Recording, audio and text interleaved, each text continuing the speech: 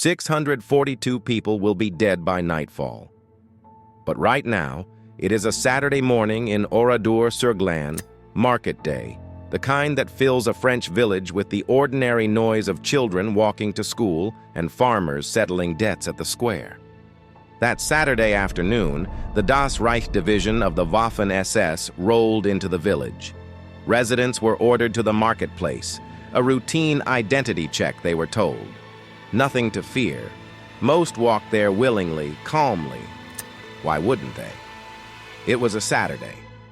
No one suspected what was coming. Then the separation began. Men were pulled to one side. Women and children, roughly 445 of them, were marched to the church of Saint-Martin and locked inside.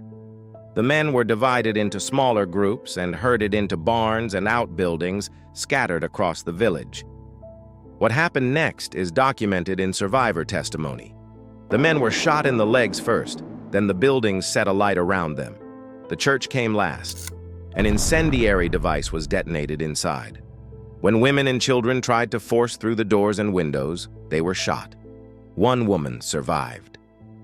Marguerite Roufanche crawled through a rear window of the church and dropped to the ground below. She is the primary eyewitness. Her testimony is the historical record. By nightfall, 642 people were dead, approximately 205 of them children.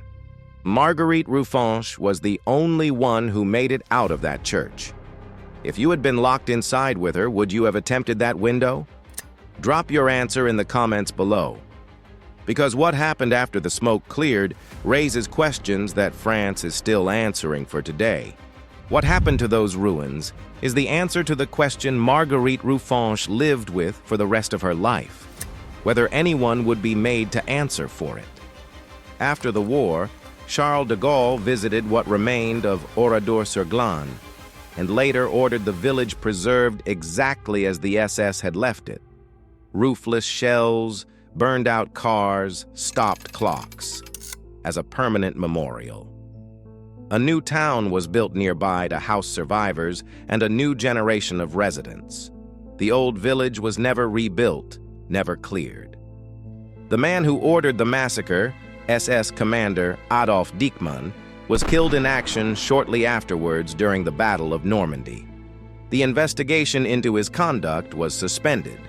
He was never tried.